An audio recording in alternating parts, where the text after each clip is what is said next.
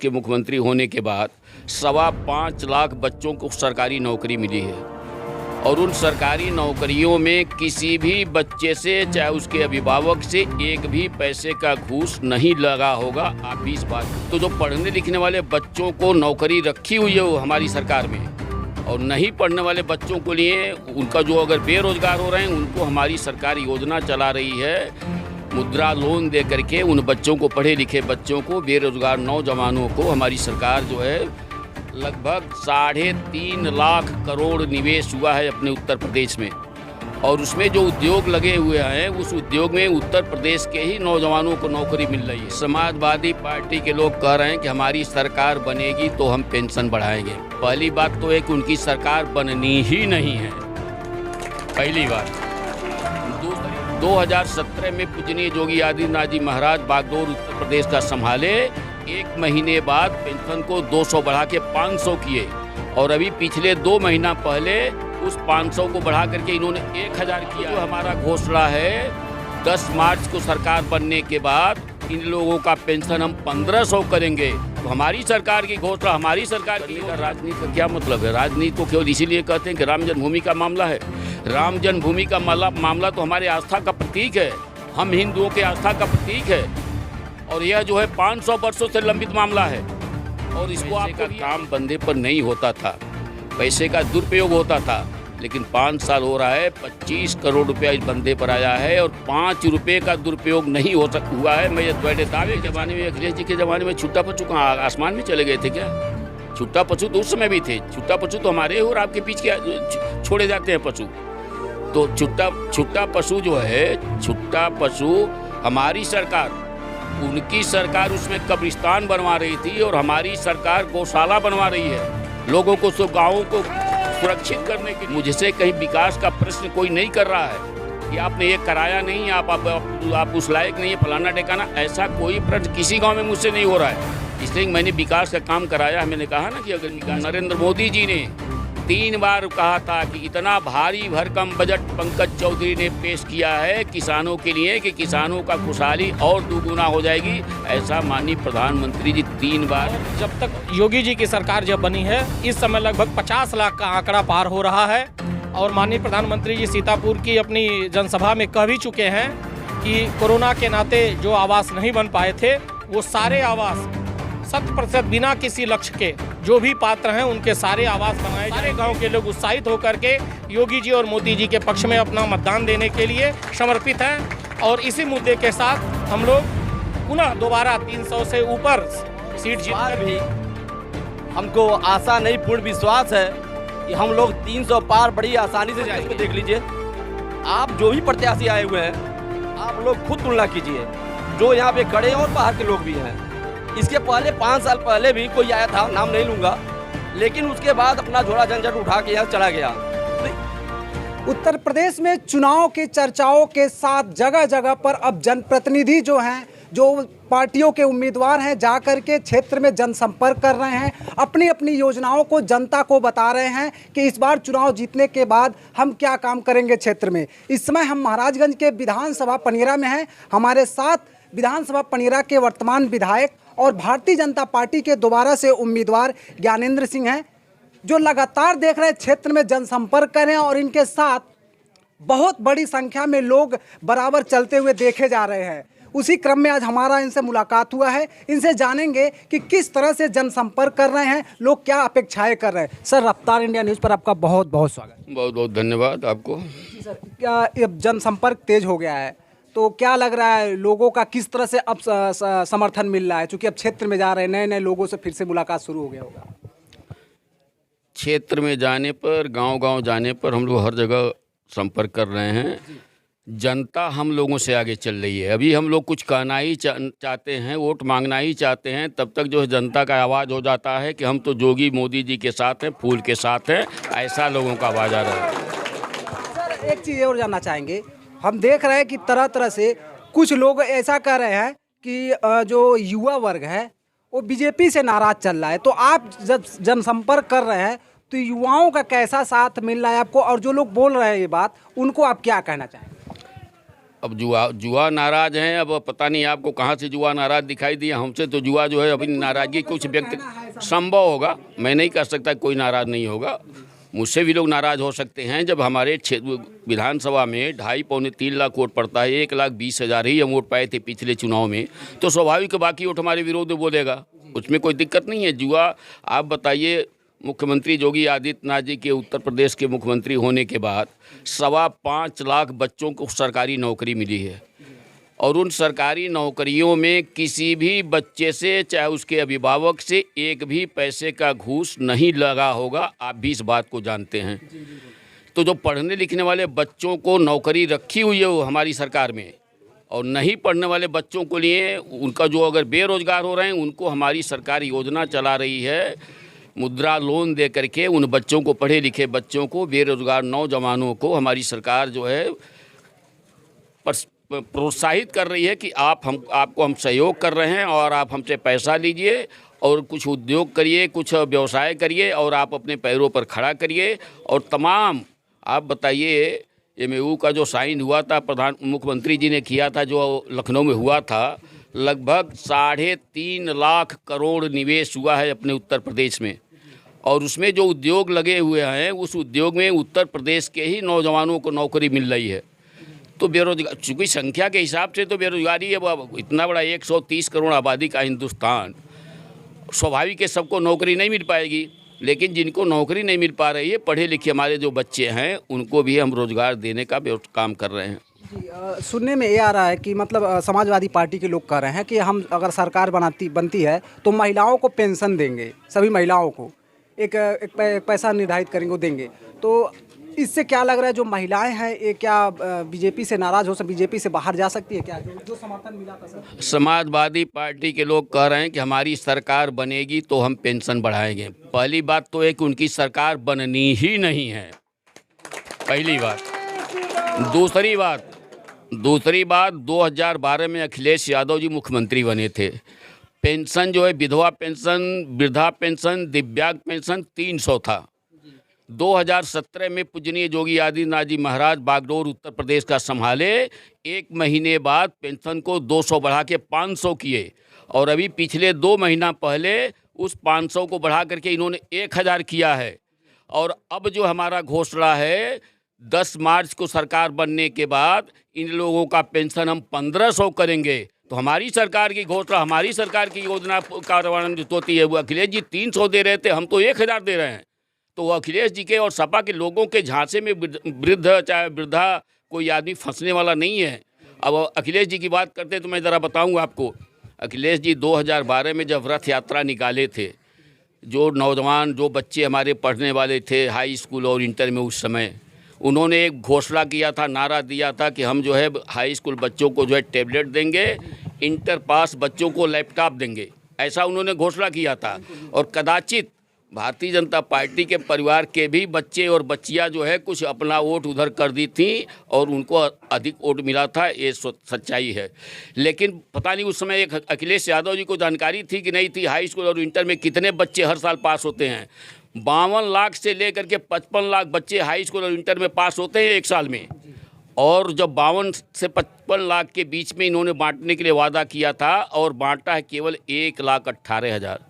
वो सब जो बच्चे पढ़ने वाले बच्चे थे, बच्चियां थी, सब अपने आप को ठगा महसूस की कि इन्होंने जो घोषणा किया था सबको देने के लिए।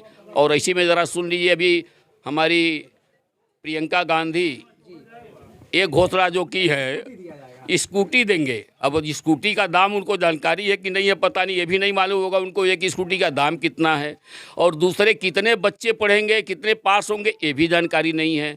तो वादा होता है, वादा करने में नेताओं को कुछ जाता थोड़े है कि मुंह से शब्द बोलना रहता है, पूरा करने में कठिनाई होती है। और भारतीय जनता पार्टी एक ऐसी पार्टी है, हमारे ऐसे नेता हैं जिनके कथनी और करने में कोई अंतर नहीं है।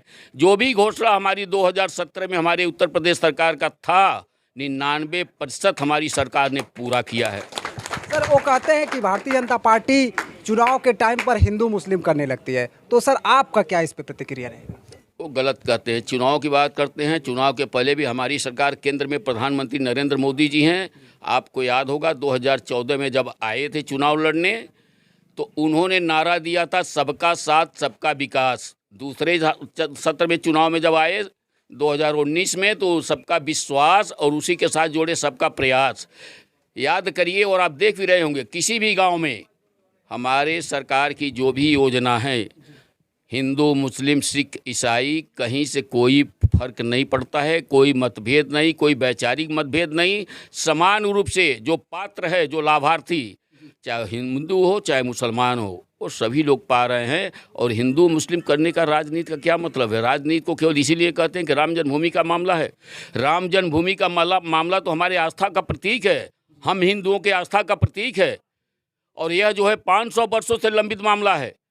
और इसको आपको भी याद होगा, माननीय नरेंद्र मोदी जी ने पुराना मामला होने के नाते सुप्रीम कोर्ट से केवल एक अपील किया था। और उन्होंने ये अपील किया था, ये नहीं कहा था कि फैसला जो हिंदुओं के पक्ष में दे दीजिए। उन्होंने एक निवेदन किया था कि जितना जल्दी हो सके जल्दी से जल्दी सुनवाई करके जो भी निर्णय सुप्रीम कोर्ट को देना हो, सुप्रीम कोर्ट निर्णय दे दे। शायद आपको भी संज्ञान में होगा, सुप्रीम कोर्ट का लगातार 72 दिन 24 घंटा बैठक चल रही थी और 72 दिन में पूरा हुआ। और 72वें दिन जो फैसला सुप्रीम कोर्ट का आया, हिंदुओं ने स्वीकार, जो ज़मीन मिला उनको स्वीकार हुआ, मुसलमानों को जो मिला उन्होंने स्वीकार किया। कहीं कोई विवाद हुआ? कहीं कोई शोर दंगा हुआ? कहीं विवाद कोई बोला तक नहीं। है कि भाजपा की सरकार बनती है तो मुस्लिम डरे डरे रहते हैं। अब आप जरा बताइए, पाकिस्तान में जो है ये बुर्का नहीं पहना जाता। अरब कंट्री वगैरह तमाम देश हैं जहाँ बुर्का नहीं पहना जाता है। वहाँ महिलाएं असुरक्षित हैं, मुस्लिम महिलाएं, कि हमारे वहाँ असुरक्षित है जहाँ अपने मन पसंद से बुर्का पहन करके जाती है, वोट डालने जाती हैं, सारा काम तो करती है हमारे वहाँ तो महिलाएं और सुरक्षित हुई हैं। मुस्लिम महिलाएं 3 तलाक का कितना महिलाओं ने पसंद किया है। आप लोग देखे होंगे, जो पहला चक्र और दूसरा चक्र जो मतदान हुआ, मुस्लिम बेटियां, पढ़ने वाली बेटियां और मुस्लिम महिलाएं खुल्लम खुल्ला बोल रही थी कि मैं सुरक्षा जो हमारी व्यवस्था ठीक हुई है उत्तर प्रदेश की, पश्चिमांचल की, और विकास पर और राष्ट्रवाद मेरे अंदर भी जागृत हो रही है, इसलिए मैं जो है भारतीय जनता पार्टी को वोट की हूँ। आप ही लोगों के चैनल पर महिलाएं बोल रही हैं। सर, आखिरी सवाल आपसे ये है कि इस बार आप विधायक बन कर जाते हैं दोबारा से लखनऊ, तो विधानसभा पनेरा के लिए आप सर क्या नया देने वाले हैं? पुराना तो आपने पूछा ही नहीं, हमने क्या किया है, और नया आप पूछ लिए। पुराना पूछे होते कि विकास क्या हुआ है। सर, दिख रहा है जो चीज़ें हम लोग देख रहे हैं, मीडिया में हम लोग दिखा भी रहे हैं, लेकिन जी पुराने को भी बता दीजिए कि क्या हुआ है। पुराना तो इतना हुआ है, मेरे कहने का विषय नहीं है। मेरा एक बंधा है, जर्दी डोमरा बंधा, करीब 18-19 किलोमीटर का है।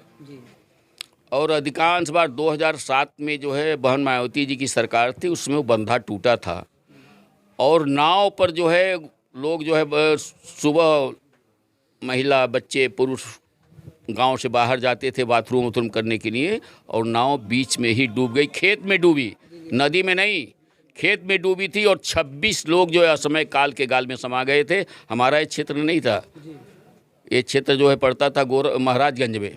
हम जोगी जी के क्षेत्र में रहते थे, श्यामदरवा, लेकिन हम लोग भी आए थे उस समय जो घटना को देखने के लिए। तो उस बंधे पर जो है 25 करोड़ रुपए का उस बंधे पर काम हुआ है। बंधे का उच्चीकरण, बंधे का चौड़ीकरण, और अंदर से जहां कटान होने का संभावना रहता है वहां पिचीकरण कराया गया है। तो अगर उस बंधे पर 18 गांव पड़ते हैं, अगर उधर आप जाएंगे तो सभी लोग कहेंगे, ये स्वर्गीय वीर बहादुर सिंह जी के ज़माने का जो वो हुआ करते थे मुख्यमंत्री, उस समय उस बंधे का निर्माण उन्होंने कराया था। और उसके बाद हर साल कुछ न कुछ पैसा उस बंधे पर आता था। उस बंधे के अगल बगल के गांव के लोगों का कहना है कि एक भी पैसे का काम बंधे पर नहीं होता था, पैसे का दुरुपयोग होता था। लेकिन 5 साल हो रहा है, 25 करोड़ रुपया इस बंधे पर आया है और 5 रुपये का दुरुपयोग नहीं हुआ है। मैं ये बड़े दावे के साथ कह सकता हूँ, 5 रुपये का दुरुपयोग नहीं हुआ है और बंधे से उस जनता को बड़ी संतुष्टि है।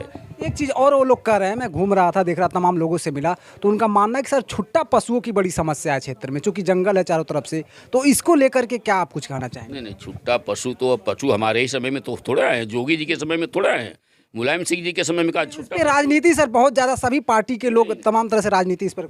मुलायम सिंह जी के ज़माने में, अखिलेश जी के ज़माने में छुट्टा पशु कहाँ आसमान में चले गए थे क्या? छुट्टा पशु तो उस समय भी थे। छुट्टा पशु तो हमारे और आपके बीच के छोड़े जाते हैं पशु।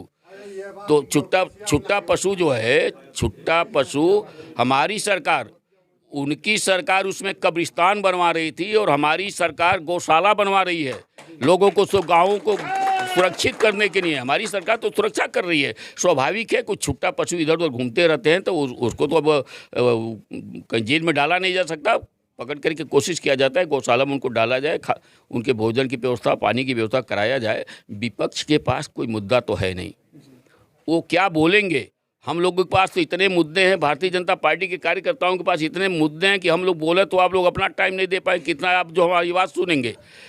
तो हम लोग तो मुख दो चार बातें बोल देते हैं, उनके पास कोई मुद्दा नहीं है। उनको तो विपक्ष को आरोप लगाना रहता है, वो आम को कहेंगे ये मिली, हम कहेंगे आम तो कहेंगे नहीं मिली है, तो इसका कोई जवाब तो है नहीं। सर आने वाले 3 मार्च को जब मतदान होगा तो पनियरा के लोग इस बार क्या सोच करके जाए और भारतीय जनता पार्टी को किस लिए वोट दे, इस पे एक बार। पनियरा की सम्मानित जनता से मेरा निवेदन है, आग्रह है, विगत 5 वर्षों का जो कार्यकाल जनता ने मुझे दायित्व सौंपा था, हमने प्रयास किया है कि उनके अपने जिम्मेदारियों का, अपने दायित्वों का निर्वहन करूं और उनके अपेक्षाओं पर खरा उतरूं। और मुझे संतुष्टि है, मैं सत्ता पक्ष का विधायक हूं और आज प्रत्याशी हूं। मुझसे कहीं विकास का प्रश्न कोई नहीं कर रहा है कि आपने ये कराया नहीं, आप उस लायक नहीं है, फलाना ढेकाना, ऐसा कोई प्रश्न किसी गांव में मुझसे नहीं हो रहा है। इसलिए मैंने विकास का काम कराया है। मैंने कहा ना कि अगर विकास की चर्चा किया जाएगा तो बहुत समय लगेगा। और आपने कहा कि किस मुद्दे पर वोट दें लोग, तो हमारी सरकार की, केंद्र सरकार की और उत्तर प्रदेश सरकार की तमाम जन कल्याणकारी योजनाएं हैं, घोषणा पत्र में और उसको बढ़ाया गया है। पहली बात तो 1 फरवरी को लोकसभा में जो बजट पेश हुआ है, अपने केंद्रीय वित्त राज्य मंत्री माननीय पंकज चौधरी जी हैं, शायद टेलीविज़न पर आप लोग भी देखे होंगे। किसानों के हित में जितना पिछली बार का बजट था उससे ठीक 2 गुना बजट किसानों के लिए पेश किया पंकज चौधरी जी ने। और अभी सीतापुर में उनका कार्यक्रम हुआ था, प्रधानमंत्री जी स्पेशली पंकज चौधरी जी को मंच पर बुलवाए थे। पंकज चौधरी जी का ही स्वागत भाषण हुआ था और किसी नेता का स्वागत भाषण नहीं हुआ था। और माननीय मंत्री नरेंद्र मोदी जी ने 3 बार कहा था कि इतना भारी भरकम बजट पंकज चौधरी ने पेश किया है किसानों के लिए कि किसानों का खुशहाली और 2 गुना हो जाएगी। ऐसा माननीय प्रधानमंत्री जी 3 बार और 6 बार ट्वीट थपथपाए हैं पंकज चौधरी जी का। तो हम तो ये कहना चाहते हैं, हमने तो कहा है कि अब विकास जो बाकी है, अब आपने पूछा, टाउन एरिया हमने बनवाया है, पनियरा को भी बनवाया है, परतावल को भी बनवाया है, तमाम सड़कें। आप बताइए, आप लोग बहुत चलते रहते हैं, आप लोग भी। पंकज चौधरी जी 4 बार सांसद हुए थे। केवल एक सड़क गोरखपुर से फरेंदा होकर नौतनवा जो है, केवल चौड़ी सड़क महाराजगंज जिले में थी। 5वीं बार सांसद हुए और केंद्र में जब हमारी भारतीय जनता पार्टी की सरकार बनी, नरेंद्र मोदी जी प्रधानमंत्री बने और 2017 में जोगी जी जब उत्तर प्रदेश के मुख्यमंत्री बने, 3 साल काम नहीं हुआ था। उत्तर प्रदेश में अखिलेश यादव जी की सरकार थी, तो अखिलेश यादव जी केंद्र की योजना को लागू नहीं कर रहे थे।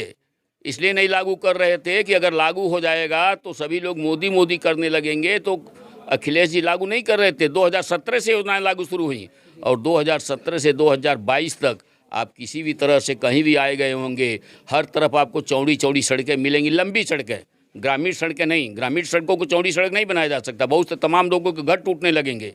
तो लंबी लंबी चौड़ी चौड़ी सड़कें हमारे महाराजगंज जनपद में, मेरे विधानसभा में, स्वयं मेरे विधानसभा में इंदरपुर से जो है परतावल से भिटौली पक्की चौड़ी सड़क बनी, इंदरपुर से जो है गुगली तक चौड़ी सड़क बनी, परतावल से पुरैना चौड़ी सड़क बनी, परतावल से मंसूरगंज सड़क बनी, परतावल से भौराबारी सड़क बनी, मुदरी से टिकरिया तक बनी और भटट घोड़ावा मार्ग चौड़ी सड़क हुआ है। तो इतनी सड़कें तो मेरे एक विधानसभा में, अब एक विधानसभा में 9-10 अगर चौड़ी सड़कें बनी तो आप सोच सकते हैं कि कितनी सड़कें, चौड़ी सड़कें महाराजगंज में बनी हैं।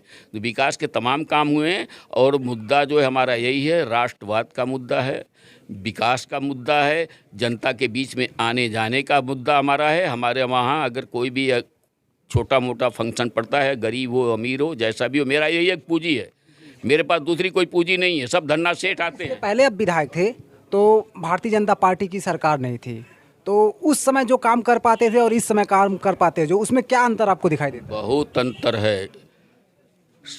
समाजवादी पार्टी की सरकार में, बहुजन समाज पार्टी की सरकार, हमने तो बहुत मुख्यमंत्रियों को देखा है।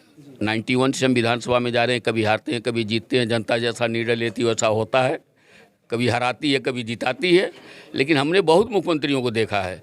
और मैं बड़े दावे के साथ और ईमानदारी से कह रहा हूँ, अगर दूसरी सरकार, सपा की सरकार और बसपा की सरकार में भारतीय जनता पार्टी के कार्यकर्ता और विधायक कोई पैड विकास के लिए लिखते हैं, कोई ट्रांसफर पोस्टिंग के लिए लिखते हैं, तो उनका पैड गड्ढे के टोकरी में डाल दिया जाता है, कोई सुनवाई नहीं होती है। लेकिन भारतीय जनता पार्टी में जोगी जी जो है समान रूप से सभी विधायकों को देखे हैं, जो भी फंड दिया गया है समान रूप से दिया गया, कोई अंतर नहीं हुआ। एक चीज़ आपके बारे में सुनने में आता है कि जो अक्सर देखा जाता है जब विधायक बनते हैं तो देखा जाता है कि उनके ऊपर तमाम आपराधिक किस्म के लोगों का विचारधारा बनता है, लेकिन आपके ऊपर सर कहीं पर भी कोई आदमी ऐसा नहीं बोलता है कि आपकी छवि को जिस तरह से पहले लोग देखते थे आज भी उसी तरह से, ऐसा क्यों, किस तरह से मेंटेन कर रहे हैं इसको? हमने तो पहले ही आपसे बता दिया, मेरी यही केवल पूंजी है, बोलना कम, आवश्यकता से ज़्यादा मैं बोलता नहीं हूँ, झूठ नहीं बोलता हूँ। पहली बात, जो काम जनता हमसे मांगती है होने लायक होगा तो हाँ,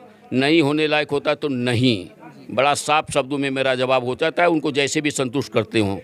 और मेरी ये पूंजी है। और बाकी को आपसे बतावें कि हम लोग तो इस जब विधायक नहीं रहते हैं तब भी अगर जिस रोड से हम लोग गुजरते हैं तो 150, 200, 400 लोग नमस्कार करने वाले मिलते हैं।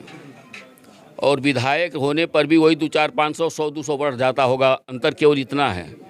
मैं विधायक नहीं था तब भी इसी तरह से था, और आज विधायक हूँ तब भी इसी तरह से हूँ। मेरे में कोई फ़र्क पड़ने वाला नहीं है। मेरा अपना कल्चर है, मेरा अपना स्वभाव है। हमने विधायक का गरिमा हमने जाना है। जनता मुझे विधायक बनाती है ना, मैं विधायक ऊपर से नहीं बन करके आता। अगर विधायक अपने आप को समझने लगेगा तो जनता दोबारा विधायक बनाने वाली नहीं है। ये जो है, आप बताइए, हमारी पार्टी भारतीय जनता पार्टी ने मेरे ऊपर जो विश्वास किया है, एक जगह से एक चुनाव चिन्ह कमल के फूल पर 8वीं बार लगातार भारतीय जनता पार्टी ने मेरे ऊपर विश्वास करके प्रत्याशी बनाया है, अपने आप में बहुत बड़ी बात है। जी, भौतिक युग में नेता खाना वाना खा करके सोता है रात में अपने बिस्तर पर, सपा में सोता है, और सुबह उठता है तो बसपा में जागता है। ऐसे भौतिक युग में नेताओं में मेरे अंदर सपा बसपा नाम भी पसंद नहीं आता है, बदलना तो दूर की बात छोड़िए, मेरे अंदर ऐसी कोई भावना नहीं आती। बहुत बहुत धन्यवाद सर हमसे बात करने के लिए। हमारे साथ विकासखंड पनियरा के ब्लॉक प्रमुख जी हैं, इनसे भी जानते हैं सर किस तरह से आप भारतीय जनता पार्टी का प्रचार कर रहे हैं और कैसे लोगों को भारतीय जनता पार्टी के पक्ष में वोट मांगने का प्रयास कर रहे हैं, कैसे विधायक जी के साथ चल रहे हैं? बहुत बहुत धन्यवाद आपका। हम लोग भारतीय जनता पार्टी के डबल इंजन सरकार ने जो विकास के काम किए हैं, उस मुद्दे पर विकास के नाम पर हम लोग भारतीय जनता पार्टी के प्रत्याशी के पक्ष में पब्लिक से उनके विकास के संबंध में स्वयं पब्लिक उत्साहित है और विकास के नाम पर हम लोग मतदान करने की अपील कर रहे हैं। आपको मालूम होगा कि 2016 तक 18,000 आवास केवल उत्तर प्रदेश में बने थे, और जब तक योगी जी की सरकार जब बनी है, इस समय लगभग 50 लाख का आंकड़ा पार हो रहा है। और माननीय प्रधानमंत्री जी सीतापुर की अपनी जनसभा में कह भी चुके हैं कि कोरोना के नाते जो आवास नहीं बन पाए थे, वो सारे आवास 100% बिना किसी लक्ष्य के जो भी पात्र हैं उनके सारे आवास बनाए जाएंगे।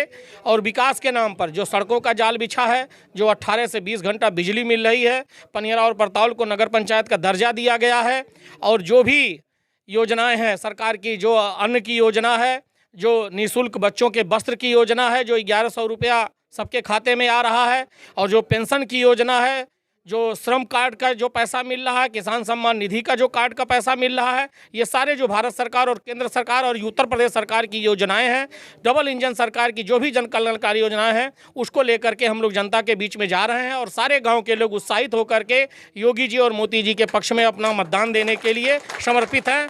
और इसी मुद्दे के साथ हम लोग पुनः दोबारा 300 से ऊपर सीट जीत करके प्रचंड बहुमत के साथ योगी जी के नेतृत्व में भारतीय जनता पार्टी सरकार बनाने जा रही है।